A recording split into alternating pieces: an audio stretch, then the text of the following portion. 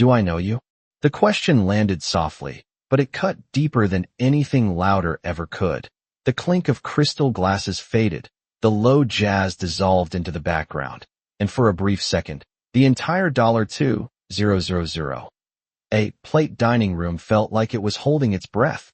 Ethan Caldwell didn't even look up when he said it, just adjusted the cuff of his tailored suit. A man so used to being recognized that he no longer considered the possibility of forgetting anyone. Across from him, Naomi Brooks stood still, her posture perfect, her expression calm, the kind of calm that takes years to build and a lifetime to protect. To everyone else in the room, she was just another waitress in a pressed black uniform, moving quietly between tables of power and money, invisible unless needed. But Naomi wasn't invisible, not tonight, not to herself, and definitely not to the memory that had just resurfaced with a force she hadn't felt in years. Because 10 years ago, Ethan Caldwell wasn't the man people waited months to meet. He wasn't the billionaire CEO with a net worth splashed across business magazines. He was a stranger sitting on a wet sidewalk outside a closed diner at 2:13 a.m., shoulders slumped, eyes hollow, a man who had just lost everything and didn't yet know how to stand back up. And Naomi, younger then, tired from a double shift that paid barely enough to cover rent, had stopped when no one else did. She remembered the rain dripping from the edge of the awning, the way his hands trembled as he tried to explain something that didn't quite make sense, the kind of desperation people usually walk past because it's easier not to get involved. She remembered reaching into her pocket and pulling out the last $20 she had, folded twice, slightly damp, and placing it into his hand without asking for anything in return. She remembered what she told him, clear and steady, like she believed it even if he didn't. Don't quit yet. Not tonight. And now here he was, sitting less than 5 feet away, ordering a $300 bottle of wine without blinking, asking her if he knew her like she had never existed at all. Naomi lowered her gaze just slightly, not out of submission but out of control, because reactions are easy, but restraint is power. She poured the wine slowly, the deep red liquid catching the warm light, her hands steady even as her chest tightened with something that wasn't quite pain and wasn't quite anger. It was something quieter, something heavier. Ethan finally glanced up, just for a second, his eyes passing over her face with polite indifference, the kind reserved for strangers who don't matter. And in that fleeting moment, something inside him hesitated, not enough to understand, not enough to remember, but just enough to feel that something was off, like a word on the tip of his tongue he couldn't quite say.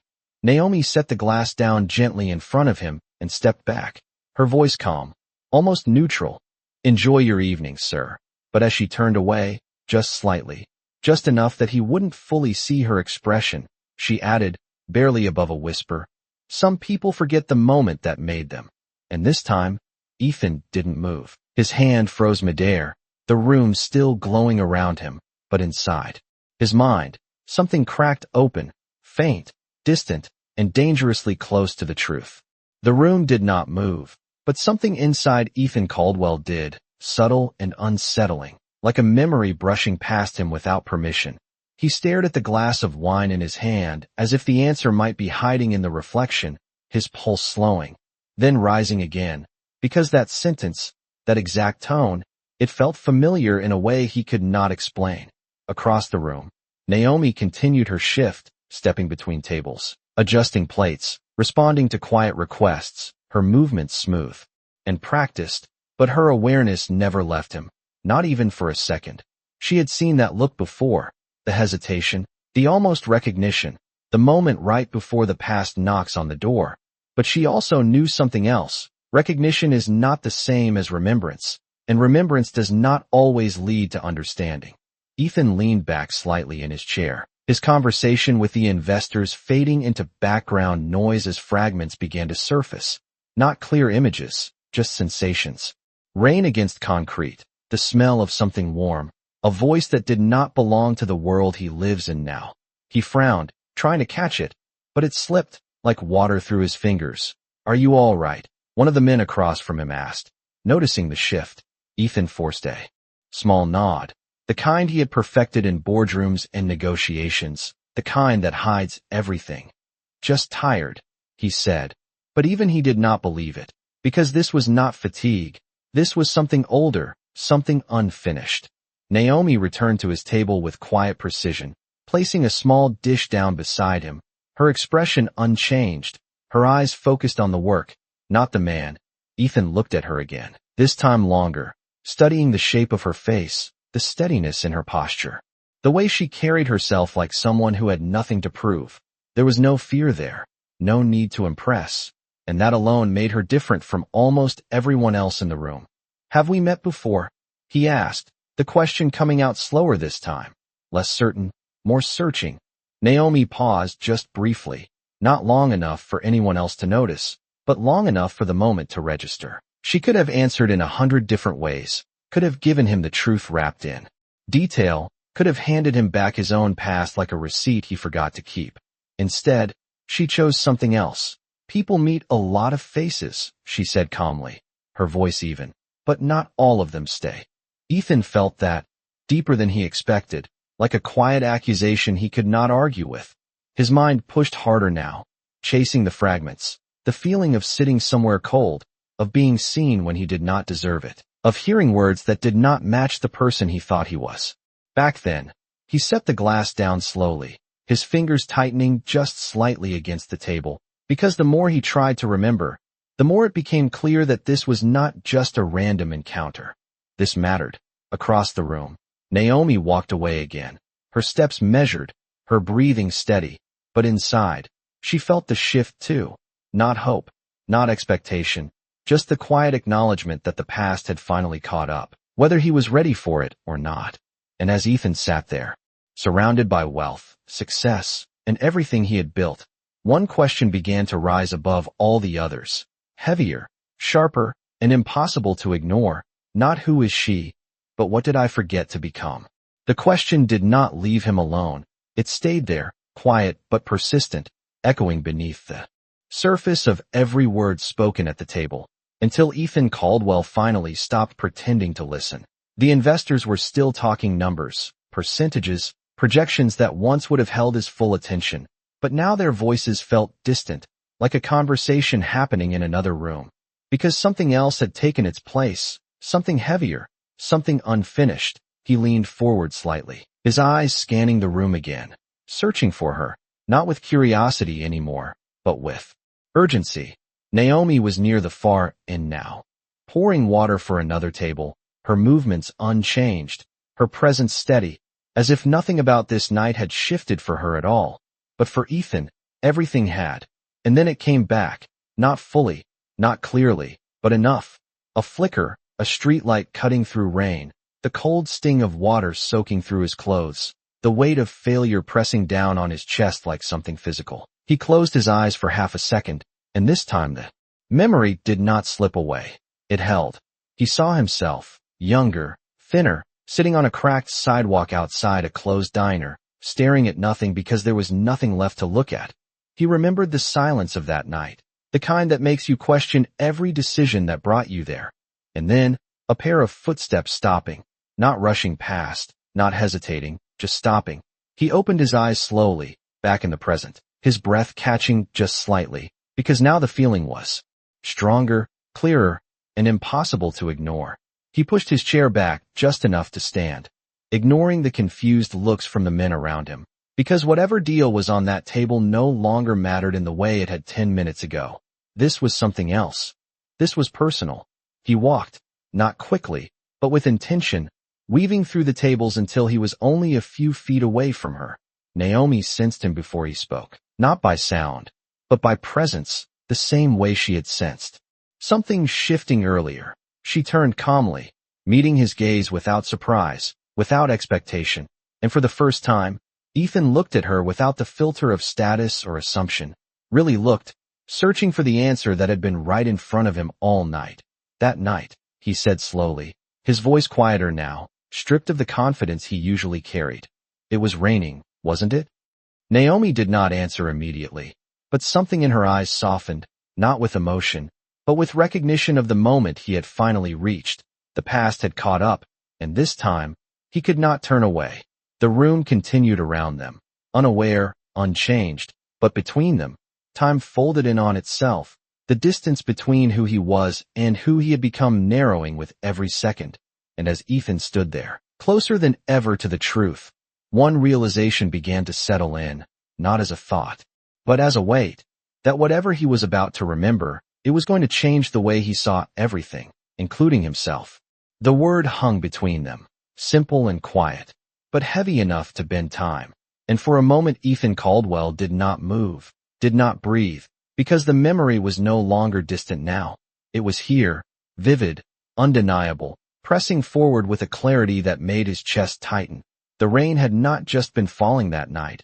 It had been relentless, soaking through everything, turning the street into a mirror of blurred lights and broken reflections. And he had been sitting there, not as a man with options, but as someone who had run out of them. He remembered the weight of rejection emails, the silence of unanswered calls, the feeling of being invisible in a world that only respected success.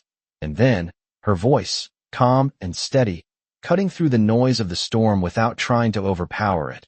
"You look like someone who forgot that this is not the end," she had said, not with pity, not with judgment, but with something far more dangerous, belief. Back in the present, Ethan's eyes searched Naomi's face again, and this time he saw it. Not just her features, but the familiarity behind them. The same quiet strength, the same grounded presence that had stood in front of him years ago when he had nothing to offer in return. "You were there," he said, more to himself than to her, his voice lower now, stripped of certainty, as if each word had to pass through something heavier before it could exist. Naomi held his gaze, not confirming, not denying, because this moment did not belong to explanation, it belonged to realization. Around them, the restaurant continued its rhythm, glasses clinking, conversations rising and falling, but none of it touched the space they were standing in now. Ethan took a small step closer, not out of dominance, but out of something closer to humility, something unfamiliar and unpracticed.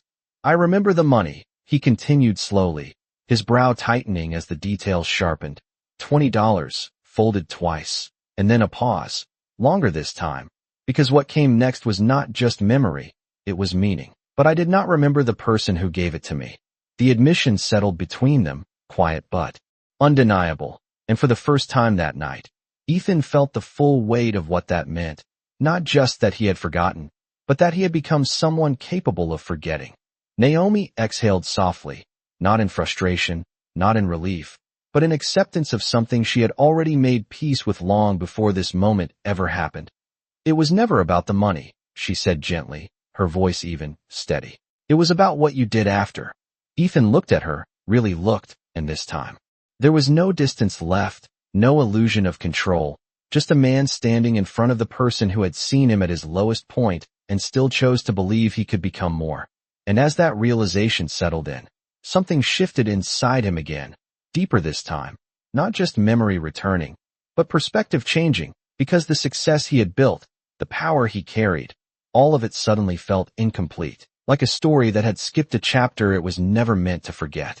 The silence after her words did not feel empty. It felt precise, like something had just been placed exactly where it belonged, and Ethan Caldwell stood there without a response, not because he did not have words, but because none of them felt honest enough to use. For years, he had been praised for his clarity, his decisiveness, his ability to speak and move markets with a single sentence.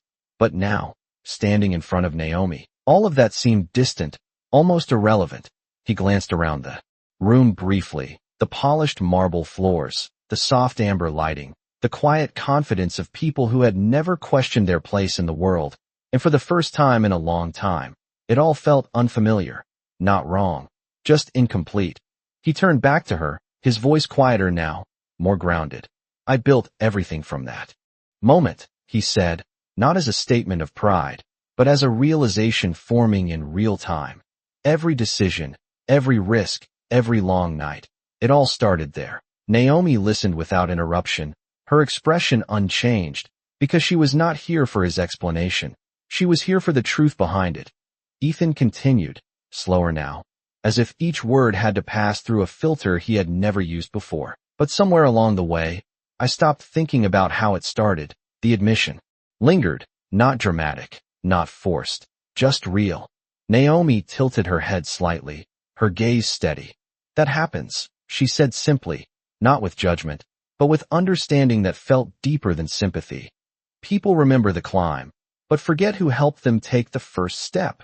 Ethan exhaled, a breath he did not realize he had been holding, because that sentence did not accuse him, it revealed him, and that was harder to face. He looked down briefly at his hands, the same hands that had signed contracts worth millions, that had built a company from nothing, and yet somehow, they had failed to hold on to something far more important. I should have remembered you, he said. Finally, the words steady but heavier than anything he had said all night. Naomi did not react the way most people would expect. She did not smile, did not soften, did not step closer. Instead, she simply shook her head once, gently. No, she said, her voice calm. You should have remembered who you were when we met. That landed differently, not as guilt, but as perspective, and Ethan felt it immediately, because she was right. It was never about her face, her name, or even the moment itself. It was about the version of himself that existed in that moment. The one who was open enough to receive help, humble enough to listen, and desperate enough to change. And somewhere between success and recognition, that version had faded. Not disappeared, but buried. The realization settled in slowly, not like a shock, but like a weight that had always been there, finally acknowledged. Ethan lifted his gaze again, meeting hers, and for the first time, there was no distance between them, no hierarchy, no invisible line drawn by status or wealth. Just two people standing in the same space, connected by a moment that one had lived and the other had forgotten. And in that quiet, something began to shift again, not outside, but inside him, a subtle but undeniable movement towards something he had not felt in years, clarity, not about business, not about success, but about himself, and the uncomfortable truth that the person he had become was not fully aligned with the person he once promised to be. The air between them did not break, it deepened, settling into something quieter but far more powerful than any confrontation. And Ethan Caldwell stood there with a realization that did not come with noise or drama, just a steady, undeniable shift in how he saw himself. For years, he had measured success in numbers, in growth charts, in the weight of his name in rooms like this one, but none of those things were speaking to him now. What spoke to him was something far simpler and far more difficult to face. The version of himself that once sat in the rain had not just been struggling. He had been open, willing to listen, willing to accept help without ego. And somewhere along the way, success had replaced that openness with certainty. Naomi watched him without urgency, without expectation, because she understood something he was only beginning to grasp, that change does not happen in the moment you realize the truth. It happens in what you choose to do after. Ethan glanced back toward his table, the investors now watching him with quiet curiosity. Their conversation paused, their interest shifting from numbers to the unexpected pause in control. He knew what they saw, a disruption, a delay, something uncalculated. But for the first time, he did not feel the need to manage it. He turned back to Naomi, his voice steady but different now. Not commanding, not performative, just real. I spent years trying to become someone important, he said, slowly. But I never stopped to ask if I was still someone worth becoming. The words did not feel rehearsed. They felt uncovered, like something that had been there all along, waiting for the right moment to surface. Naomi's expression softened just slightly, not in approval, but in recognition of growth, the kind that does not need to be announced to be real. That question matters more than anything you have built, she replied quietly, her tone even, grounded. Because success without that answer will always feel incomplete. Ethan nodded. Once, not out of agreement alone, but out of understanding that reached deeper than logic. He could feel it now, clearly, that gap between who he had become and who he once intended to be. And it was not filled by more deals, more recognition, or more control. It was filled by something he had overlooked, something that had been handed to him freely on a rainy night when he had nothing to offer in return: respect, humility, and the willingness to remember where you started. He looked at Naomi. Again, this time without searching, without questioning, just seeing her fully for who she was, not as a waitress, not as a stranger, but as someone who had played a role in his life that he had never properly acknowledged. "I do not know how to fix that," he admitted, his voice low but steady. "But I know I cannot ignore it anymore." Naomi held his gaze for a moment, then gave a small, almost imperceptible nod, not as permission, but as acknowledgement that awareness is where everything begins. Around them, the restaurant continued to glow, the same lights, the same quiet conversations, the same polished surface of a world that often hides what matters most. But for Ethan, none of it looked the same anymore, because for the first time in a long time, he was not thinking about what he had built, he was thinking about what he had become, and more importantly, what he still had the chance to become next. Naomi did not stay in that moment any longer than necessary, because she understood something Ethan was only beginning to learn, that clarity is not meant to be admired, it is meant to be acted on. She gave a small nod, then turned smoothly, picking up her tray and stepping back into the rhythm of the restaurant as if nothing had happened, as if this conversation had not just shifted the weight of an entire life. But Ethan remained where he was, watching her walk away, not with confusion anymore, but with a growing awareness that this moment was not the end of something. It was the beginning of a choice. He slowly returned to his table, the eyes of the investors immediately locking onto him, their expressions polite but questioning, waiting for him to resume control, to steer the conversation back to numbers, to projections, to the version of him they were used to. He sat down, but something was different, not visible on the surface, but undeniable in presence. One of them cleared his throat, attempting to restart the discussion. "We were talking about the expansion timeline," he said carefully. Ethan looked at him, then at the documents spread across the table, the figures, the contracts, the plans that once defined everything for him. And for a brief moment, he saw them clearly for what they were: important, yes, but not complete. He placed his hand gently over the papers, not to push them away, but to pause them. "We can revisit that," he said calmly, his voice steady but no longer rushed, no longer driven by urgency. The men exchanged quick glances, unsure, but attentive. Ethan leaned back slightly, his gaze shifting across the room again, finding Naomi in the distance, moving with the same quiet precision, the same grounded presence that had never needed recognition to exist. And then he made a decision, not loud, not dramatic, but intentional. "Tell me something," he said, his attention returning to the table. "When was the last time any of us built something that actually meant something beyond profit?" The question landed differently than anything else he had said that night, because it was not strategic, it was personal. The room fell into a brief silence, not uncomfortable, but unfamiliar. These were men used to answers, not questions like that. Ethan did not fill the silence. He let it sit, because for the first time, he understood the value of it. Across the room, Naomi noticed the shift without needing to hear the words, the subtle change in posture, in tone, in presence. She did not smile, did not react outwardly, but there was a quiet recognition in her eyes, the kind that acknowledges growth without claiming credit for it. Ethan glanced down at his watch, the same watch he had adjusted earlier with unconscious confidence, and this time, it felt different, not like a symbol of status, but like a reminder of time, of how much of it had passed and how much still remained. He looked up again, his voice calm, grounded, and certain in a way that did not rely on control.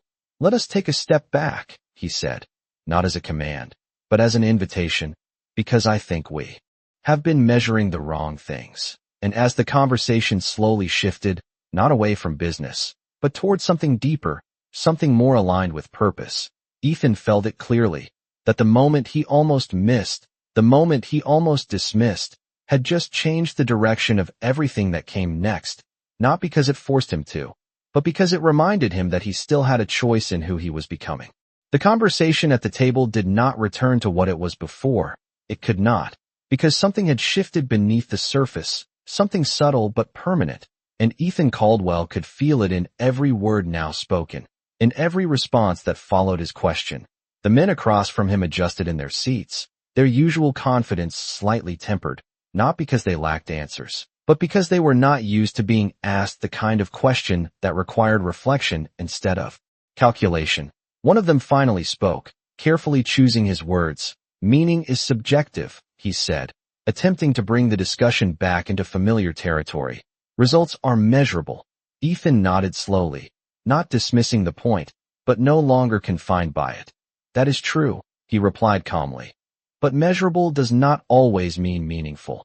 The distinction hung there, quiet but firm. And for the first time that evening, the conversation was not about control, it was about consideration. Across the room, Naomi continued her work, but the space around Ethan no longer felt like the center of power it had earlier. It felt like something else, something more grounded, more human. She moved between tables, her presence unchanged, but there was a subtle awareness in the way she carried herself, not of being watched, but of something unfolding that did not require her intervention. Ethan listened as the discussion shifted, slower now, less rigid, more open, and he realized something he had not allowed himself to see before.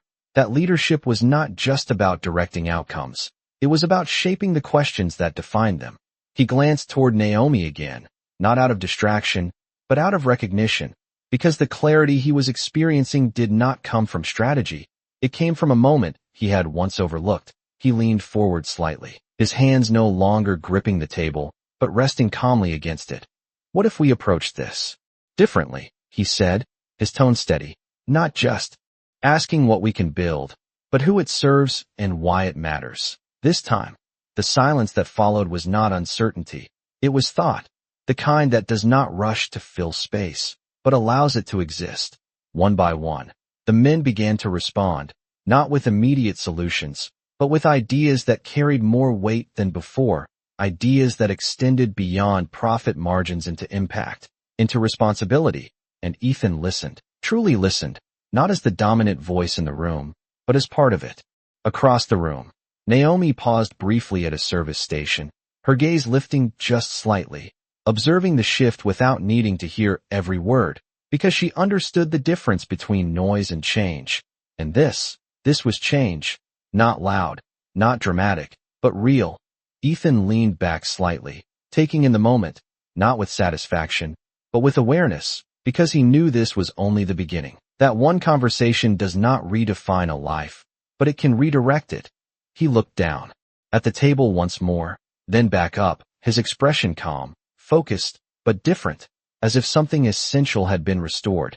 And in that quiet transformation, something became clear, that success was not just about what you achieve, but about what you remember along the way, and what you choose to carry forward.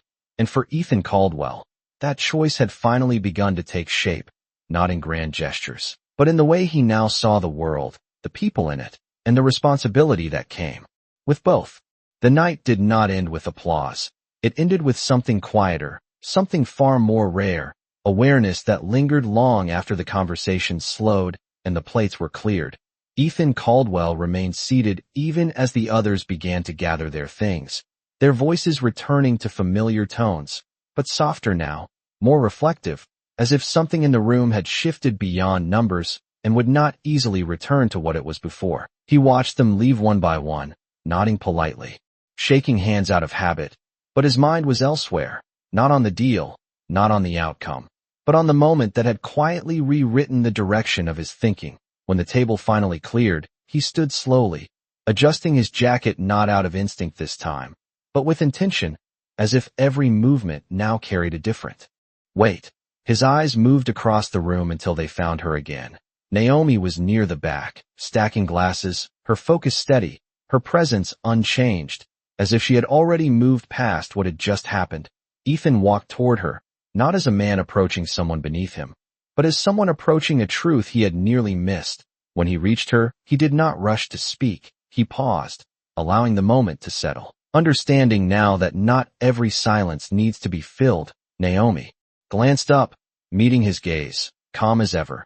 "I spent years trying to prove something to the world," he said finally, his voice low but clear. "But I never stopped to thank the person who gave me a reason to try in the first place." Naomi held his gaze, her expression soft but grounded, not moved by the words themselves, but by the sincerity behind them. "You do not owe me anything," she replied gently, her tone steady. "What you do with what you were given is what matters." Ethan nodded slowly, absorbing that, because it was not dismissal, It was direction. He reached into his pocket for a moment, then stopped himself, the instinct to repay, to compensate, to quantify the moment rising briefly before fading just as quickly. Because now he understood, some things are not meant to be paid back. They are meant to be carried forward. He lowered his hand, letting it rest at his side, a small but meaningful choice. Then I will make sure it meant something, he said, not as a promise to her, but as a commitment to himself. Naomi gave a slight nod, not in approval, but in acknowledgement, the kind that recognizes intention without needing to validate it. She returned to her work, not waiting for more, not expecting anything else. Ethan stood there for a moment longer, then turned and walked toward the exit, the same doors he had entered through earlier, but not as the same man. Outside, the city lights stretched across the night, reflections dancing on the pavement, and for a brief second, the memory of rain flickered again in his mind, not as something lost, but as something found. He stepped forward, not with urgency, but with clarity, because for the first time in years, he was not just moving toward success, he was moving toward alignment, and somewhere behind him, unnoticed by most, the woman who once changed the course of his life continued her shift, not seeking recognition, not needing acknowledgement, because she had never done it for either of those things. She had simply done what was right. And as the night carried on, one truth remained, quiet but unshakable. That power can open doors, but it is character that decides what you do once you walk through them.